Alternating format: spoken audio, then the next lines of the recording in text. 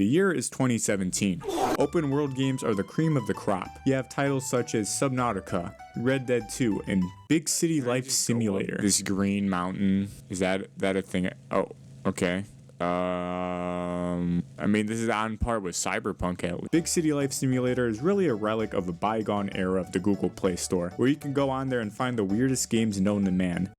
If it had an icon that sort of hurt to look at in the Unity logo as soon as you loaded into it, you knew you were getting yourself into something. But ever since then, games from that time are gone, like literally. If the developer stopped updating their game to the new versions of Android, it would simply be taken off the App Store, just like Big City Life Simulator. However, with the use of emulators and perusing some rather shady websites, you can still get your hands on games from then. So, Big City Life Simulator. You're in a big city, and you're a dude living in a big city.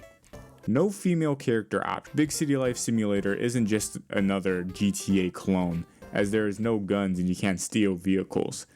Stay with me now. When you start the game, you're greeted with this legendary start menu, a PNG of a phone and two options, a start button to play the game, and an options menu. In most games, the option menu has a complex UI of settings, subsettings, with subsettings within subsettings, allowing you to change anything from the keybinds to the graphics or the volume. But Big City Life kept it simple, offering you only 3 options, and 4 if you're counting the classic sneaking in and in-app purchase. You can choose your language, your target FPS, but you cannot raise it above 60. And interesting enough, you can change the density of traffic, also known as the amount of cars on the road. I'm guessing they included this option because phones back then might have not been able to run so many cars at once. But of course, because I'm emulating this on a PC, I do end up trying various traffic densities throughout my time revisiting this game. Once you press start, you go directly into the first and one of the only cutscenes in the game, at least story-wise. You're in front of this pizzeria and this guy is telling you all you have to do is pass the driving, and that he already got the job for you at the pizza place. You get into the taxi and it takes you to the driving school where you get your A license so you can drive the moped to make money delivering pizzas. Once you complete the driving test, Michael introduces you to the pizza shop where you can order food and boost your hunger bar and get pizzas to deliver from here. You unlock desires, which are essentially just like whims and wishes from the Sims games. These are things your character wants to do, and by doing them, your character's mood bar increases. When your mood bar is higher, your energy deteriorates slower. With that being said,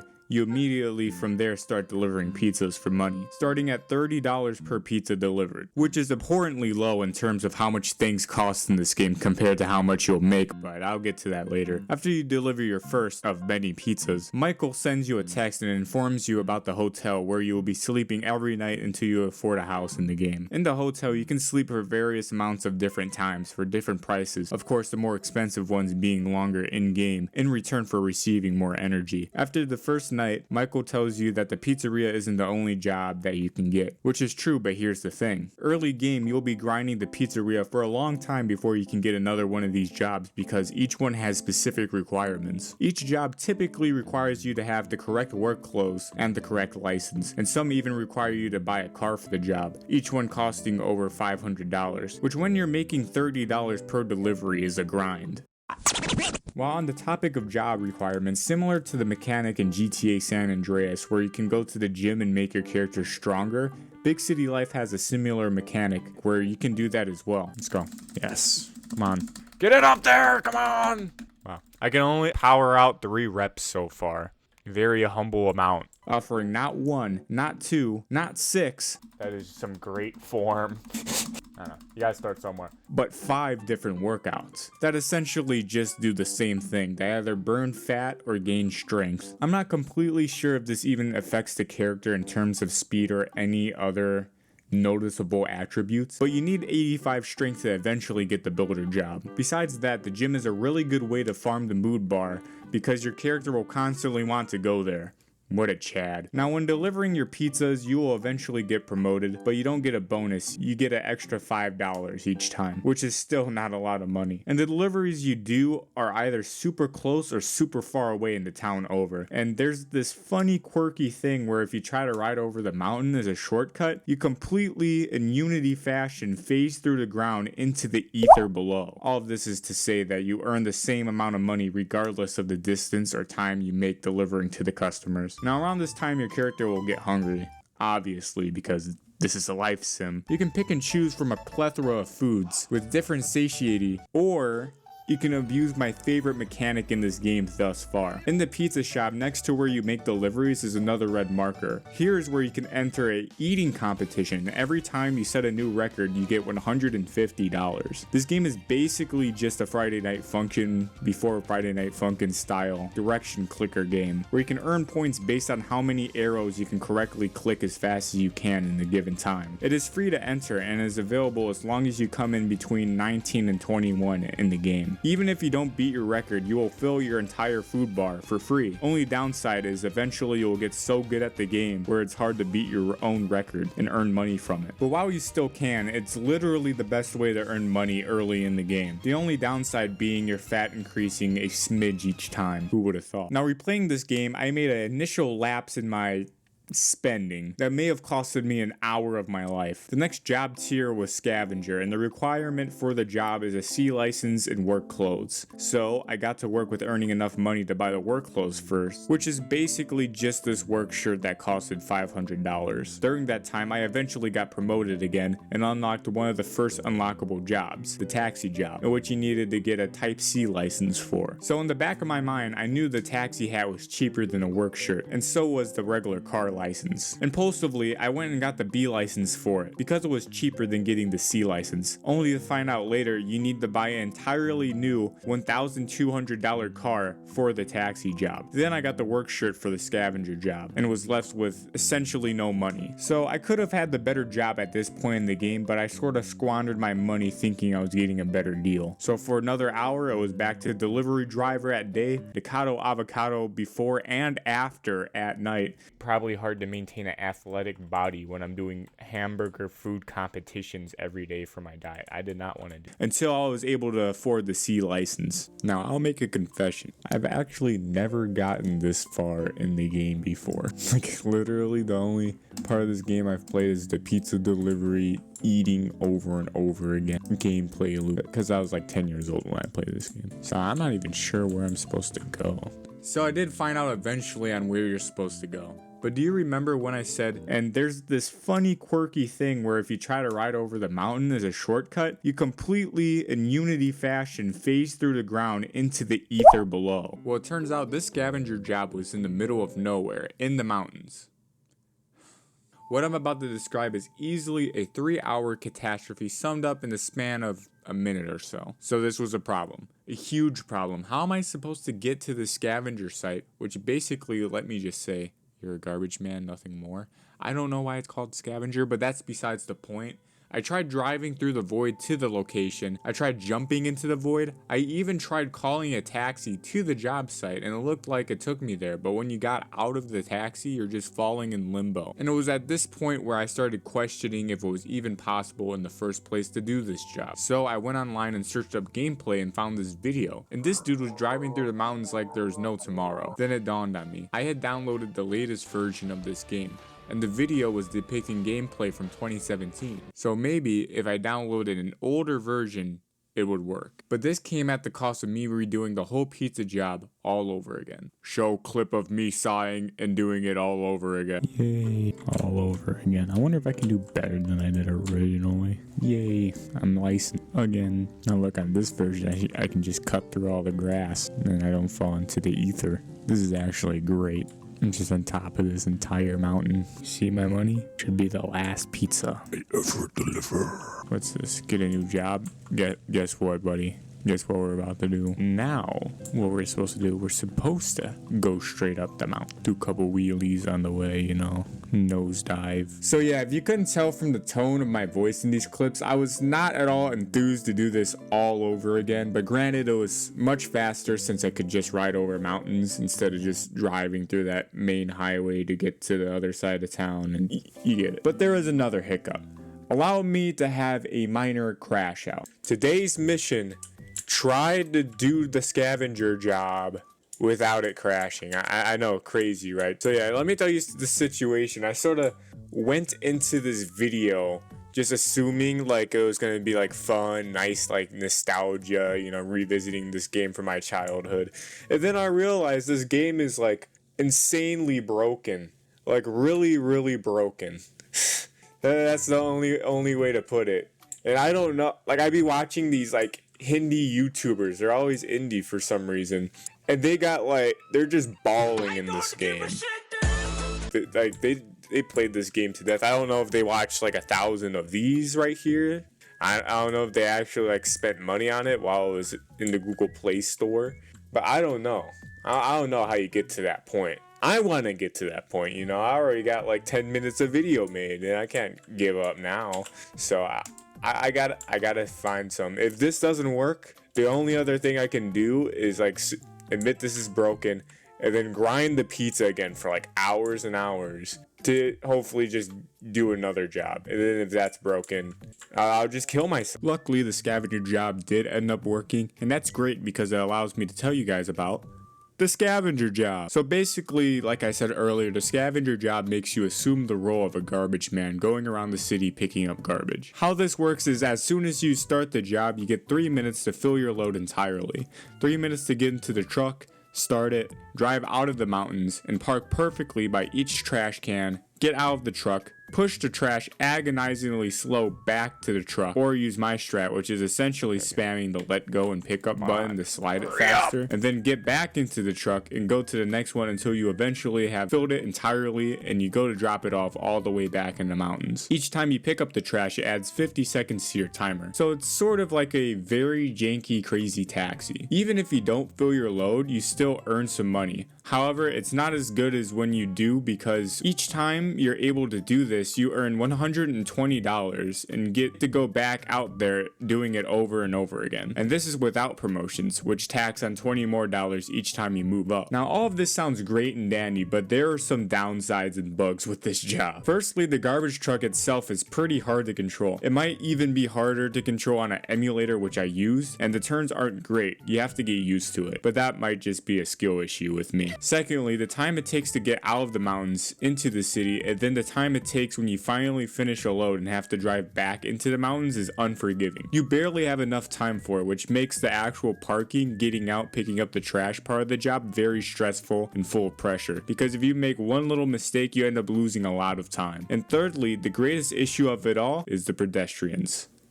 Those evil pedestrians. Now, in this game, the pedestrians are essentially made out of steel, because if you hit them, they'll take it no problem, stopping your entire garbage truck. However, you can plow through cars like no problem, but I'd still turn traffic density down before doing this job. It just makes it more easy, you don't get penalized for it, so why not turn it on? Along with that, for some reason, they often spawn directly in front of where you're supposed to park. And if it's not that, they sometimes spawn right where you're supposed to drop off your trash. When this happens, they completely bug out your marker and it ends up on top of their head for some reason. If this happens to you, you have to pray that you have enough time to go all the way back to the garbage truck, get in, move it out of the way, hope they move, get out, and put the garbage back in. One time this had happened, I did have enough time to go all the way back to the garbage truck and move it out of the way. They started to move, and then I was able to go back and do it, but then when I got back in, I literally couldn't move because I was wedged between a light pole, the trash, and the pedestrian, and I could not move. This ruined my entire run. Speaking of which, my best run thus far in this game, where I had made $500, was ruined solely because of a pedestrian, and I was on my last pickup too. And this pickup was the closest I could have possibly been to go back to the mountains and start it again. So I could have made like a lot more money if this didn't happen to me. So yeah, you can make a lot of money with this job, but you have to be very lucky and very good at driving the truck, which I am not. Anyways, with the scavenger job out of the way, my next goal is to get to the builder job, which I would need to get the builder's hat for and the 85 strength for. So that's exactly what I did. I started grinding out the scavenger job to get the hat, along with competing in the pizza competitions with a new strat. Now, this time around, I'm just trying to beat my record each time by barely enough so I can earn as much on this as I possibly can before it becomes too hard to. And after that, I started grinding out in the gym to get the 85 strength. Oh my god.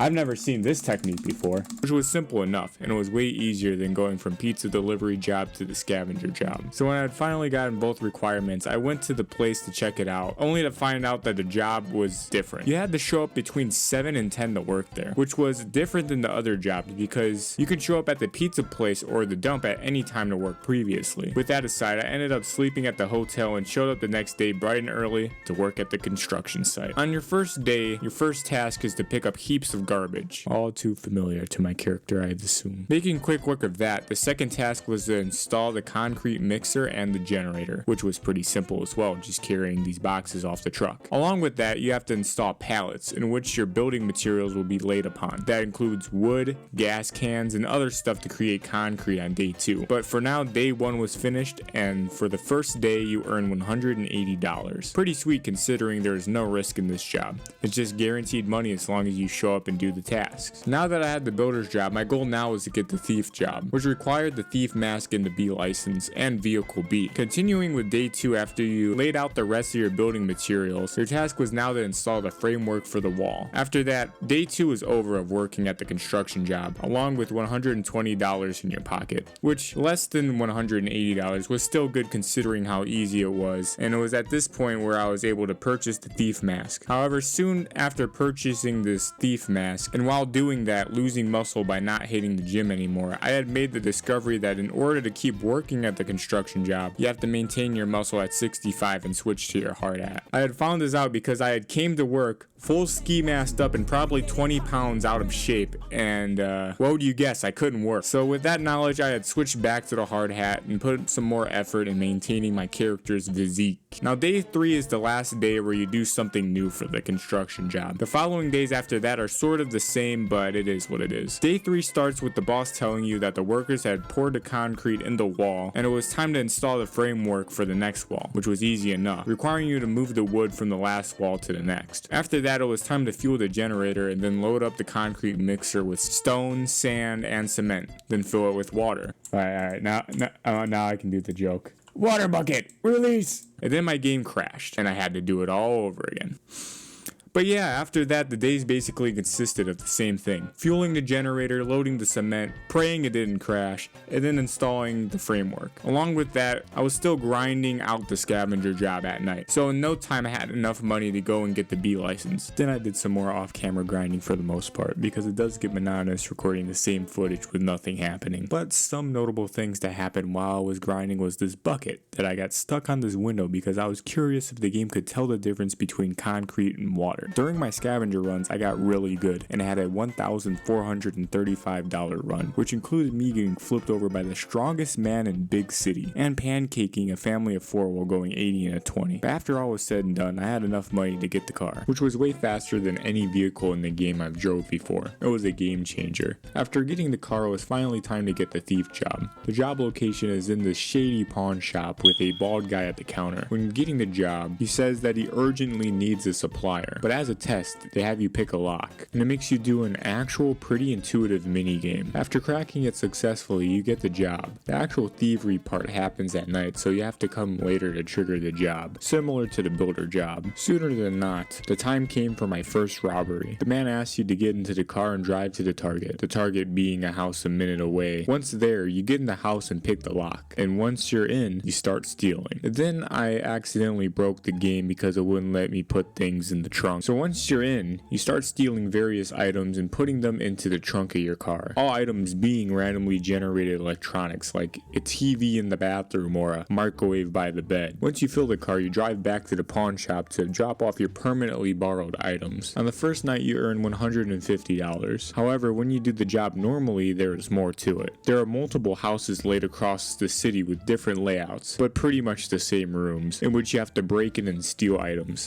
What am I looking for? Some even have safes you can crack where you can earn from $50 to $100. It even has its own unique mini game. The only downside is that you don't have much time since the job ends at 6. But if you're fast, you can hit 2 houses in one night earning $420 without promotions. Now with the thief job done and copious amounts of money still left in my bank account, why not get the last job in the game? And yes, it turns out the unknown job doesn't exist. If I were to guess, they're going to add a police job, judging from the police hat that you can buy in the shop, but they just never did. So after buying the taxi hat, I officially had all the jobs in the game. The taxi job is pretty self-explanatory. You hop in the car and pick up people and drive them to their destination. The farther the ride, the more money you will receive. This job's selling point is that you can do it at any time. The downside is sometimes NPCs will get stuck. Like this one that got stuck behind that car. Wait, how is this guy gonna get past it? Do I still get my money? Luckily, all I had to do was wait a bit and I was able to cancel the job and still earn the money. So now that I had all the jobs in the game, the only thing left on my agenda for this game was buying the house, balancing it out with furniture if buying furniture is a thing in this game. Then I could really say that I was a big city life veteran. Yeah, I don't know, there's something like that. We are in the final stretch here, boys. 7,132. I thought I would never see that number. To give you context on how hard it was to make this much money in this mobile game, I started this video at the start of April. We are halfway through May, so this is highly anticipated. This is basically endgame. Buying a house in the game is basically endgame. Congratulations, you bought a home. Money, money, money. That negative 7,000, that really hurt my soul. Oh, I think you can only sell it for 3,000. That's crazy. All right, let's see. We got rooms. Yep, nothing in them, of course. I guess the most beneficial thing to do, or at least to explore, like if, like, do these even have utilities or purpose? Because if they do, it would be a disservice to this game not to explore that. I'm gonna do the toilet first. Okay. Oh, and you can, I'm just gonna place it right here, right by the doorway. Be happy, you just got furniture lies. Can we use this furniture? Can we actually use it?